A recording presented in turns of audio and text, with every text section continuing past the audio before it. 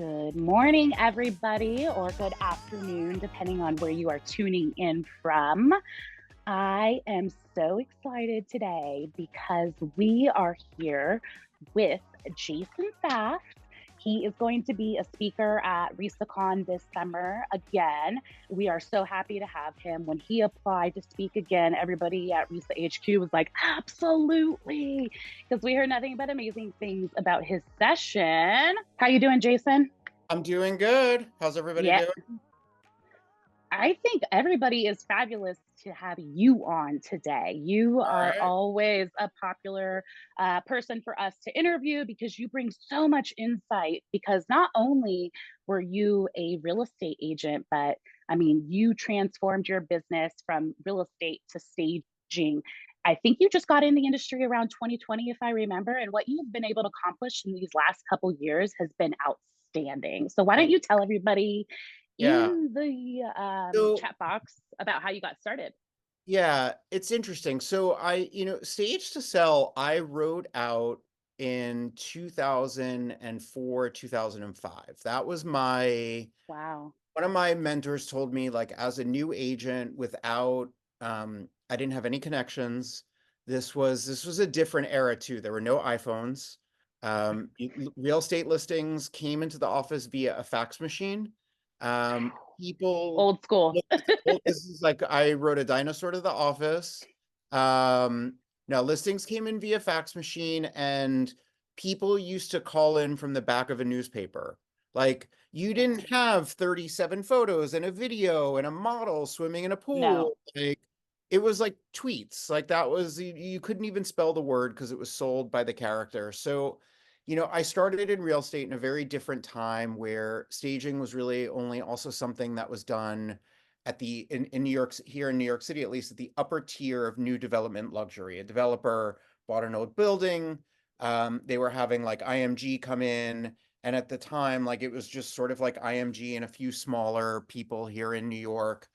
Um, but I loved fixing up places. That was my hobby and my passion. And so I wrote out this thing called Stage to Sell Home, and I was the agent who would stage your home to sell it. And I made up these brochures. I worked with for sale by owners who didn't want to work with an agent because I felt like if I supplied them with valuable information, I can show them what I do. If they weren't able to sell, they would come to me because I've shown them what I can actually do. And to this Mhm. day, that's sort of like a core principle of what I do. And so it's interesting because a lot of people are like, oh, wow, you started in like 2020 and just like came out of nowhere. But it's been 20 years of doing this in practice. I incorporated in, I think it was 2017 is when Okay. I formed the LLC and started like, I would do a Getting your project. feet wet. I was getting my feet wet in the business. Yes. Like, I'd been doing it as a For your hobby clients. clients for 10 plus years already, but agents kept bringing people to the properties who'd shown it before and it said like, well, now that they've renovated this, I want my clients want to buy it. And it was like, nothing's been renovated. We just like decluttered, we painted, we staged.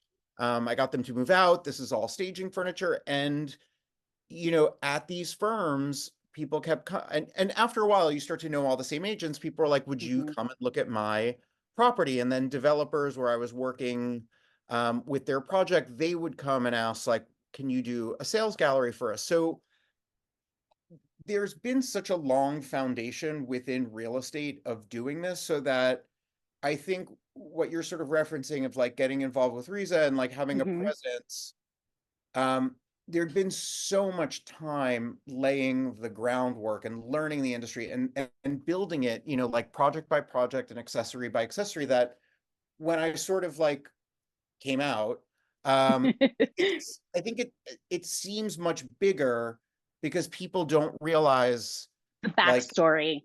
yeah, that Mhm. it's been something that's been going in practice daily for it's now 20 years. So, Um, what was the tipping point that made you say, you know what? I'm done with selling real estate and I just want to focus on staging. How so did you make that choice? Yeah, it's a really good question. So I knew for a very long time sort of that that's what I wanted to do. And people kept telling me that's what I should be doing. And people at the brokerage firms, my manager, my managing director, the CEO of Compass was like, what you do, other agents don't do. Like some people Hmm. do it, but you're at a different, like just Level. emotional, physical, like Rob Refkin was like, I've seen what you do. I'm across the country, and also, sorry to clarify, I'm one of the original employees of what is now Compass. So that's Compass, yes. my sort of why I have that closeness with them. So, people were telling me that, but I have to tell you, the entire time I kept saying, like, look, I can't afford to start a business. I don't know how to run a business. I don't have the Hmm. connections. I'm not smart enough. Like I barely made it through high school. I'm pretty sure I graduated from college, but like maybe I Just didn't. barely. I don't know. I mean, I went to a 5-year school and it took me 6.5 years to finish. And I think I Hey, finished. we all So go at our own pace. yeah, so I think I spent more time doubting myself than I did um believing that I could actually do it. But the tipping point was in the pandemic. Like I've honestly never had the time to think. I've been working since I was 14 years old, and I've Mhm. had to work because of, where I'm from and my family and just life situation. And um in the pandemic, I was working on what are now my last two sales, and they were just excruciating. The people were awful. The world was coming undone. My daughter at the time was 3. I was Mhm. like sitting at home, like hair growing out of everywhere, unshowered in the same old clothes, thinking the world's gonna Miserable. end. Yeah, like washing broccoli in the sink, with soap and Did you water. make sourdough though? I didn't, but I did make so my sourdough was scallion pancakes. I have Oh, like okay. I could be perfected, down for that. yeah. So scallion pancakes were my sourdough, but I had these two awful clients, and then there were two houses that I were working on where it was the world stopped and New York Mhm. stayed shut down for a lot longer. And sort of the thing that gave me hope, honestly, was all those RESA calls where everyone was getting on and talking about what Yes. was happening and other markets were opening. And Shell kept saying, she was like, just, I know you guys don't see it yet, but this is about to be like a boom time. Like you have no Mhm. idea. And I was like, oh, it better. And it was like, but in that process and in that time, I was like, God, like this person would call me about selling her apartment and it was just a nightmare. And she was an absolute, like when the deal closed, I told her like she should be studied in a medical journal. Like it was that. That rough. But I would go to these houses and just work on them and pull them together. And I was like doing the bulk of it by myself. Um, and it was just magical. And both of Mhm. them came on market when like nothing was moving and they sold instantaneously. And everyone was like, whatever you did, keep doing it. And I just thought like, God, It I, probably made you feel like I was amazing. happy. Yeah. That I you were able to felt do that for them.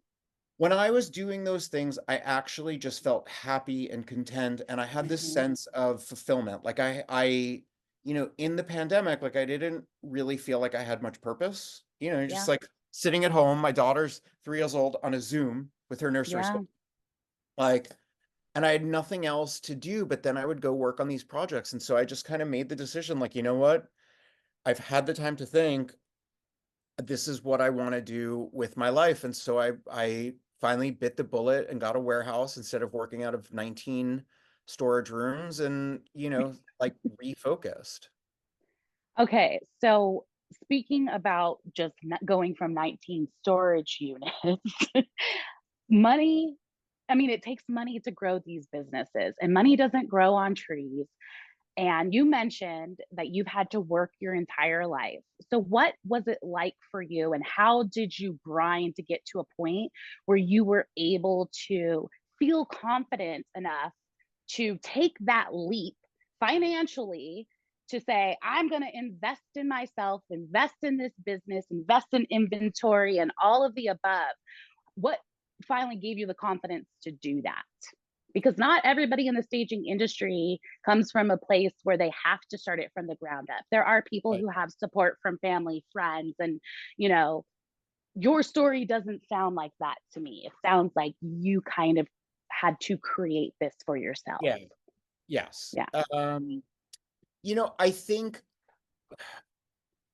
in the pandemic, I was sort of like, wait, I have 19 storage units filled with furniture. I have people calling me. I've been doing this for so long. I was kind of, it was very much a light bulb. It was like, oh, wait, I have been doing this, but I haven't been giving Hmm. it my undivided attention. And Yeah. I really, I try and talk about this a lot because I think people need to know. I really spent more time talking myself out of it than into it. And that was that sort of like mindset switch. It really, I was like, hold on, I am kind of doing this, or not Hmm. kind of, I was like, I am like, people are coming to me, Yeah. I love this. So like, stop fighting it, and that's when I was like, all right, so I need to start taking some things more seriously. Like I have the inventory, but it's in 19 units on 4 separate floors of a public storage facility, that's open from A to B. The freight elevator Hmm. is shared. It's taking all this time. It's frustrating. It's hard. And there's usually no electricity. There's no air. Yeah. Like, you'd come It's out of there. miserable. Yeah, you'd look like you just got released from prison. Yeah. Um, And it was probably taking you twice as long as it would if you had everything all in one place. Exactly. And so Yeah. that's the thing is I got to the point where I realized like I did start a business, it was growing, but now I have to like fully and truly commit the time and the resources to the thing that, again, in the pandemic, I was like, wait, I'm actually fulfilled.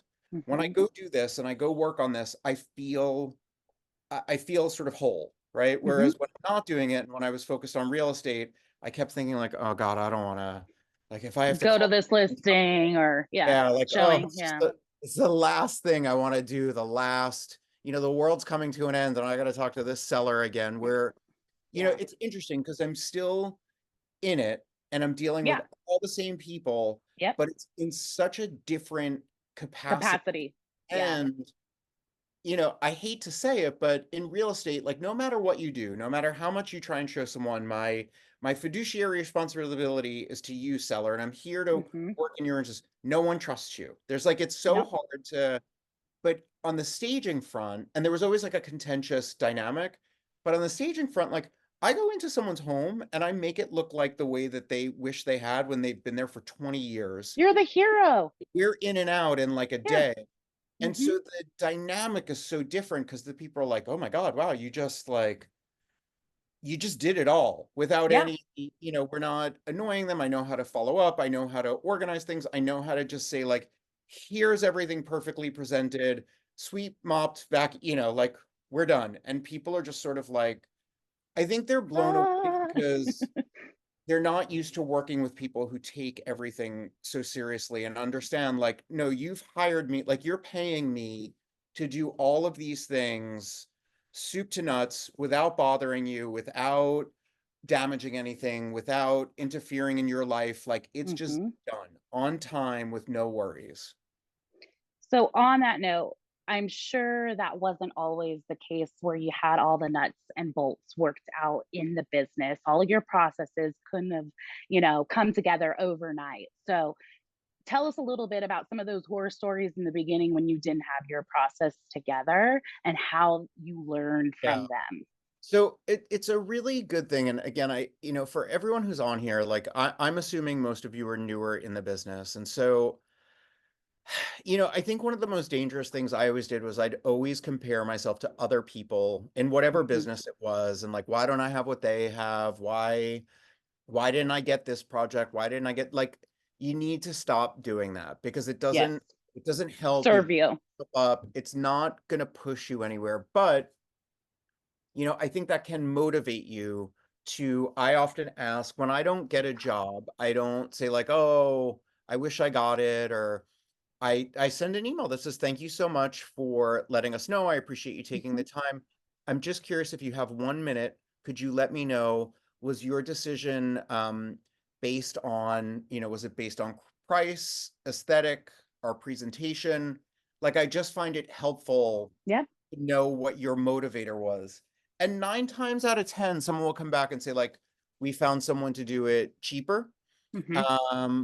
if they haven't gone with us, or a lot of times we find out they've decided like they just don't want to go that route and they end up coming back 6 to 8 months later. Of So course, I when think it doesn't asking sell. that question is if you're saying, if you spend your time wondering why you didn't get something and beating yourself up, take those 5 minutes and putting it into asking the person why they hired someone else to help Mhm. you to understand how to market better, how to communicate better, how to position better. But, the other part of what you're asking is, the red flags and the failures, they're so important. I just They are. don't think you get to success without failure.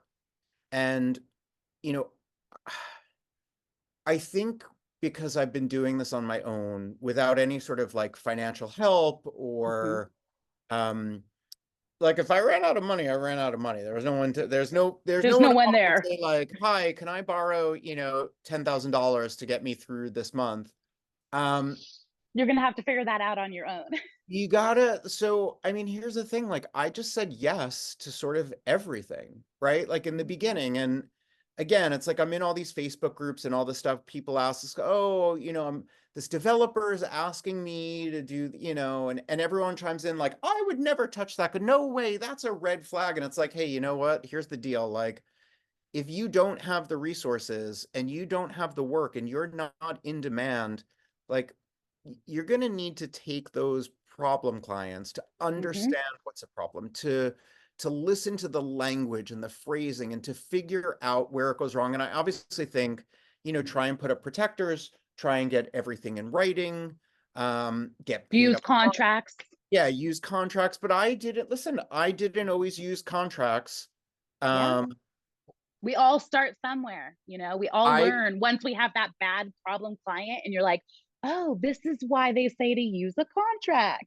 so I I didn't start with contracts ever. Hmm. And it's interesting because now I'm in a place where I don't do a thing until the contract has been signed and the funds have cleared. Not a Yes. check has arrived, but the funds have physically cleared our account. And so, and I tell people, and I just had someone recently, like, they're trying to schedule an appointment with me to come do a pain plan for them. And they're like, why can't you come? And I said, just so we're clear, it's in bold caps, this page, this page, this page.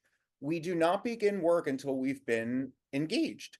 Hmm. Your client has had our information for 7 weeks. And they're always the same. Your client has 2 months, nine Yeah. weeks. And they're saying, but we need you to come tomorrow. And it's like, okay, I need to be engaged. But Yep.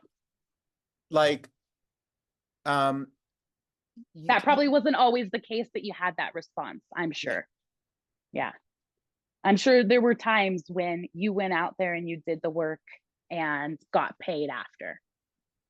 yes. Because I know I see it all the time in these staging groups. I mean, people going and doing free consultations, and you all have to do that in the beginning to get those clients. And part of what Jason is going to be talking about at RESACon is how to build a client pipeline. And there are a lot of different ways to go about building a client pipeline. What have you found has worked the best for you in those beginning stages of your business? Um, it's a combination of a few things. And I do think I have to be transparent with everyone that I feel like I have a competitive edge in some ways because I was a real estate agent Yeah. for, this almost 20-year period. Again, like I said, I was one of the first employees at what is now Compass. Like I was there in 2013. My desk was 5 feet from Rob Refkin, the CEO. Every agent who came in, I got to know and become friendly with. Hmm. And so, again, I have 20 years of brokerage history and Yes. experience with people who know who I am. And even though it's New York City and it's a big market and there's, 30,000 people, it's a small industry when you get to the meat of it. Hmm. So that's important. And that's why again, when people compare each other, like you need to understand I'm coming at it from that perspective. Yes. Not But everybody has that not background. everybody Very has it, few. but that's something to start to think about because Hmm. while Mr. and Mrs. Seller are signing and making payment, your clients are always the real estate agents. The seller's going to buy one home, One time. sell it one time, and maybe somewhere between 5 and 20 years later, You'll you know, see them again. right, Yeah. maybe if you're still in Yeah. business, if you're still Yeah. alive, if there's so many, but that real estate agent is so, I think that's number one, right? Is identifying like who is the client? The Hmm. client is the real estate agent. The client is Yes. the brokerage firm. Now it's sort of like, okay, so how do I get in front of them? And then it's sort of like, okay, so I used to do things where I would go to open houses with my Hmm. collateral of projects that were on the market for a while, and I have collateral of 4 months on market, 6 months on market, 2 years on market, unsold, unsold, unsold, staged, sold in 30 days, sold in 2 weeks, sold in, and I would just go and introduce myself. Like, I was an agent for X amount of years, or at the time I'm still an agent. Hmm. Here's how I come at it. I just thought I'd come see the property myself. I noticed it's been on the market for 7 months. Um, Sometimes I would wait until like 4.5 months because listing agreements here are 6 months. So Okay. I know that at 4.5 months, that agent is starting to get nervous Start to, because yeah. here's the thing that you now have to start to think. Um, a real estate agent, and this was one of the hardest parts, they don't get paid until the deal closes. And they're putting So, so much money out to market that property themselves. yes, Yes. hopefully, not Yeah. always. If you have a good Um, agent. but so here's the thing, it's 4.5 months. There's 6 weeks left. So, What am I going to do here? and now I know from being on the other side, that's also when the real estate agent starts pulling stuff out of a hat Hmm. because they're worried the seller's going to go with someone else. So I would ask, like, have you talked about this with them? Well, no, because I didn't talk about it at the beginning. And No. I sort of developed language. I said, well, maybe you think maybe it's a good idea to bring this up because if your agreement is up in 6 weeks, they might be looking for new agents already. Hmm. And what if they're saying it? So if you're saying like, here's where we started, here's our marketing, here's this, here's everything, here's what's sort of next, right? Like here are options. I think we should consider this. I've already gone ahead and met with someone who walked the house. And so that's how I sort of would look at those situations. So like open Hmm. houses, I speak at brokerage firms. Um, it's so different now, sort of like post-COVID, where True. people don't go to the office anymore. And so, But I have noticed that you have been throwing these really cool events that are a little outside of the box. yes. So it does seem like people are starting to want to get Well, back together in person. so that's the thing though, is I started going to offices and Hmm. I was like, well, that was a fucking waste of time, right? There's like three Right. people. They're like, they look Because like everyone else is at home. they're like cadavers. Um, but then I would go, to one of the projects we did in this, mansion off the park. And so I was like, like, what if we hosted, a luncheon here? What if we did a breakfast here? What if, Hmm. because the thing is, like, as I'm putting the stuff on Instagram, I'm reading what everyone's sending me, and everyone says, like, wow, I wish I could see that Blank. project. Yes. I wish I could blink. Yes. So here's the thing, like at the end of the day, while you're a home stager, you're a marketing professional. Yes. Yes. So do you want to market your services in some generic cold office with like fluorescent lighting and like cheap, office furniture? Or Or, you have something you are so proud of that you poured your yep. heart and your soul into, that the agents want traffic, right? They want people Hmm. to come in and see it. Take Um, pictures, post yeah, it put on it on. their feeds. Yeah. It's sort of, and so we started FOMO. doing events like that, and it was great because it brings people into the property, it lets them see your Mhm. work, it's bringing traffic through the door. The agents are able to go to their sellers and said, we did 2 or 3 marketing events this week. And every market is different. Mhm. Some places someone might say like, oh, our houses are in contract in like 3 weeks, so we don't really have Right. that. There'd be no need for that. But here's the thing, like, there's always a beautiful property. There's always a Yeah. social agent. Like, if you have one agent you can identify who you're friends with, who maybe you've done favors for, Hmm. and like they like a fun party, or that, like, why wouldn't they host their brokerage firm at their listing? Right. So Exactly. I find there's always a way to talk yourself out of something, but then you sort of like shift your mindset and you'll find like, okay, there's going to be that one person that will let us do all these things. And that's what I Mhm. go. So, on the topic of building the client pipeline and finding those agents who will let you do fun things like this, how many agents do you have in your pipeline that you're working with on a regular basis that you feel comfortable? I need this many agents in my wheelhouse serving them to keep my business flowing. What's that magic number for you? Um, it's a good question. I mean, I would think there's probably like, if I went into the database now where everyone is organized and ranked like by, I probably have at least like 100 5-star clients and then like a couple Okay. 4-star and then hundreds of 3-star clients. And so Okay. right now we're at a point where we're essentially committed through end of March. And Nice. so as requests are coming in, like my operations person knows that like if they're a 3-star or they're not even in our database, we appreciate you Push them reaching out. out. Here's some people we can refer you to. We're fully Mhm. committed because we have like the tiniest little bit of flexibility, and that we save for our top clients. Because there's Yeah. something's always gonna come up. Someone's always Yeah. gonna, but that's an ebb and a flow I think you have to get to. Like I assume for everyone who's listening on this call, if you were booked until April, like you wouldn't be on this call. You you want to get to that point, and this is how it's sort of like taking on all of these things. If you had to give advice to a new home stager who has not been to RESACon yet and they're nervous because of the investment, or maybe they don't know anybody in the industry yet, what would your advice for them to be when it comes to attending an event like RESACon? When it comes to attending an event like RESACon, Yeah. Like, what could they get out of it from your oh my perspective as God. somebody who did attend it, you know, Yeah. since 2020? I think you've been to every Yeah. in-person one Oh that my we've God. had I so mean, far. I honestly can't like one thing is hard. I mean, it's so much more than you think that it would be.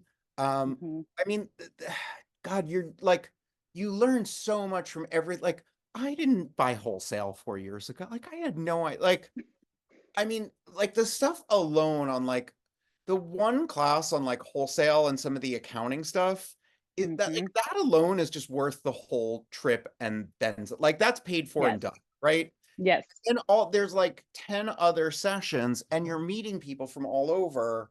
Um, it's just like I don't know how else to say it, but it's completely invaluable. Like no matter where you are in your business, like I mean, I go and I sit and I'm laser focused into those sessions because no matter where you are, there's always something to learn and there's always these Hmm. great ideas exchanged with each other. And the thing is like I'm not always the most social person, but when I got to the first ResaCon, like I just started talking with so many different people from around the Hmm. country, and it was like, oh my God, we're all going through the same thing. And I'm not alone out here.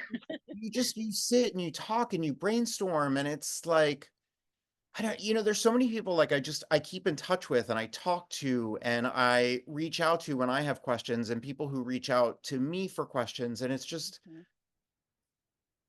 great. Like it's And so again, I think like if you were to say like what did you get in a return of it? Like without exaggeration, the like just the wholesale buying alone pays for the entire trip and then mhm, some. Like I think if you're starting out in an industry and you're not attending something like this, like you maybe should rethink being in an industry or considering running a business or starting up a business. Like yeah, this is the sort of thing that you have to commit to and make the time to. Like we're all I always too agree. busy. And again, like look, we're installing here 5 days a week. Um, we are always going. I still am working 6, 7 days a week. I have a child. Um, time is really precious. So for It anyone is. who, I don't know if I can if you're not able to make time for something like this, like you maybe shouldn't be in the business. Like it's that valuable and important to be at. And it's just fun. Like it's a It really is. good time. And then we get to have the awards ceremony, which is, Yeah. I mean, I love, seriously, when award seasons drops, which yesterday we just opened up submissions to everybody. It's like my happy time because I get so obsessed with looking at all of the entries. And over the last couple of years, I've been in the industry on and off since 2005, and the staging since 2005 to this year has been, I mean, it's like a totally different world. So Well, I getting think together with your peers at RESACon and then getting to celebrate the industry where we're at and how everybody is celebrated, it's just like a magical experience, yeah, it's an don't you think? incredible, and I think for anyone who's on here who's starting out, in talking about like establishing yourself and establishing a presence and building a client pipeline, like there's the Rising Star Award. So if anyone on Yes. here is new, what is it, like 2 years or less? Is that the Yeah. So how it works is from the day you stage your first property to 2 years after that point, if you have been in business for that long, you go to the Rising Star category. That way you don't have to compete with the Jason Safts of this world. no compete? You should. I mean, that's You should, but you have another category so you're not going against the big dogs that have been doing it for a lot longer. So yeah. we try to I make it an even playing field for everybody. I think it's such an important thing for people to think about. Like Mhm. it's not just an award like an ego stroke, but it does help establish yourself within the industry. And it is Yes. something like, you know, I started submitting things because I felt like I wanted people to see the work and I wanted to establish myself, but it's also like I push myself and Hmm. it's a continual thing of growth. So for everyone on here who's starting out in the industry, like that award ceremony, especially the Rising Star, like that is the starting point. Like that is Hmm. where you're coming in and you're sort of saying like I've started in this industry, but what I do is special and it's been recognized. And I want a Yes. place because this year I'm new in the industry and I'm starting here, but my goal is for next year to win like the Yes. best luxury home stager. Like that is the stuff that like motivates me. And that's how I push Yes. myself is like, it's not necessarily like about the ego, but I do, like to get the recognition and for to put the work out there and for people to enjoy it and be excited about it and think that it's best in class, like that's very important to me. And I think for everyone Yep. on here, putting yourself out there, especially if it's your business, that should be as important to you. Yep. And I mean, even if you don't win the category, we still give awards, physical awards, and logos to everybody who makes the top 10. And that is a huge thing in its own because you are voted on by your peers. We at RESA HQ aren't over here picking who the winner is. All of the members log in and vote. So when you win this award, when you make it in the top 10, that's a big deal. And I mean, I see you have it in your signature. I see people put it on their websites. It is a really good opportunity to let your clients know that the my peers in this industry think my work is in the top 10. That speaks volumes. It Yeah, really does. And a if you're thousand on the fence percent. about submitting, I mean, just do it. Just do it because it's a good experience. It's a learning experience to Well, go and look at everybody's work, to put it's a yourself learning out there. it's a learning experience, but it's also an investment in It yourself. is. Like I look at anything that takes time or money as an investment, right? Yeah. Like not a You're either cost, trading money or time. right? Yeah. But it's what I say to clients. It's like you're not spending money on me just to spend money. Like this is an investment and it's Yeah. going to pay a return. So for you guys who are just starting out in the industry, you know, it's a very minor investment to put your work out $70 an there. entry. Yeah, on a Yeah. national sort of platform like this. And again, once you start placing and once you're up there, that I think it's also just like a confidence boost. Like if you have It is. self-doubt or you're questioning what you do, it's like all of a sudden you get that recognition and you're able to sort of channel that to when you're pitching, you know, a new Mhm. client or a new project or something. Plus, me and Joanna use all of the top 10 photos like all year when we do our marketing stuff. So we put it on the website. We put it in all of our webinars that we use. So if you want national exposure, if you want people to see your work and recognize it, it's a really good way to get that done. Is just enter and get to RESACon so you can hang out with Jason, so you can meet all of the amazing speakers that we have. It's 3 days of networking, education. Plus, we're doing a tour of the Las Vegas market. Are you going to go this year, Jason? I know you went last I'm year, gonna didn't you? try. No, I couldn't. I'm Oh, gonna okay. try. I'm You gonna should. I'm gonna try. It's one of those things you have to do at least once. And I took a break last year because it is a little exhausting after you've done the conference because there's a lot of walking and Yeah. schmoozing. But I really regretted not doing it last year. So this year I'm definitely going to go. And we stop at all of the partners that we have in the buying group. And some of those partners will be at RESACon. So if you aren't buying wholesale yet and you're a little nervous about that, there's nothing to be nervous about, first of all. Second of all, you'll be able to meet some of those partners at RESACon, get connected with them. And it's really good when people in the industry know your name and can recognize you. So if that's important to you, get to RESACon. We would love to see you this July. And let's see if we have anything here in the chat box with questions. Doesn't look like it. All right, Jason, do you have any last words for anybody who's live with us or who may be watching the replay later about why they should get to RESACon or what they can learn from your session? Um, I'm gonna do everything I can to help teach people how I've built this business and work with people and have a consistent flow of business coming in because I didn't always, right? Like, you know, Let's be real. it's fucking scary, you know, it like, Mhm, especially when you start to have one or two hires and then you have all this inventory sitting around and you know I'm in a nice place now where we're working constantly, but I remember those days not too long ago where mhm, you know you'd send out 20 proposals and if you got one, like I was lucky, and it's scary. So I'm very mhm. conscious of that and I understand it, and that's sort of how I've built or am still building it because it's not completely done. But the how I'm building the session is, you know, from sort of where I started with just hoping somebody would hire me to now, Mhm. you know, with sort of like the general public saying, thank you so much for your interest. We're unfortunately fully committed. Like, here's 3 other people that can assist you.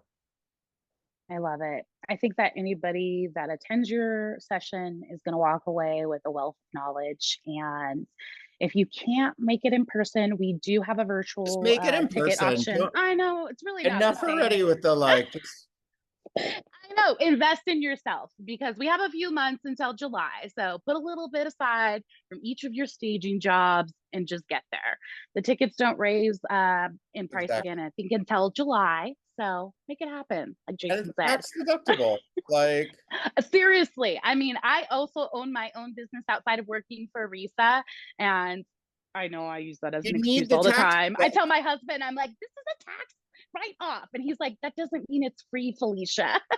I'm like, I know, like but that episode of Schitt's Creek where David's like, it's a write-off. What's a write-off, David? It's a write-off. But it is a write-off, and it you is. need them. And I'm telling you from my own experience, like just that one session alone of wholesale pays for like Yeah, Michelle Minch is going to be doing something on wholesale again. We love her. She always brings all of the knowledge. And I know you mentioned something too in the beginning about finances. And we do have Shauna Simon who's going to be yes. doing a bonus session that you can come to the day before RESACon officially kicks off. And she's going to be talking about like how to project your numbers and really getting into it. And I see that coming up all the time, pricing, get to that session, get to And it. I'm gonna throw in one more thing before I get cut off. But Okay. and Luann Nigara is speaking, who I Yes. think is like I listen to her religiously. I have learned Hmm. so much. I don't believe that I would have the business I do without listening to her podcast, A Well-Designed It's Business. amazing. Yes. I talked about it in the session I taught last year. Um, it is it is so beyond helpful and such a wealth of information, knowledge, people sharing insight. I had no roadmap for this business. I had no idea what I was doing. I had no help. And I Mhm. often would wonder, like, how do I do these things? And that was one of the places where I was like, oh, she's telling me how I do those things. And now I can And go. straightforward without Yeah. like, yeah, she's no gatekeeping with Luann. Yeah. I love her. Amazing. Yeah. Yeah, I'm when she very, very, submitted this year, I told Shell, I was like, we have to accept this. We need Luann oh here. my God. I'm obsessed with her podcast just as much as you are. And yeah, it's going to be great. But my camera is about to die. It's flashing All right. red. That's it. So we're going to have to wrap this up. Thank you, everybody, for joining us today. And as Shell always says, happy staging. Take care. All right. Bye. Bye.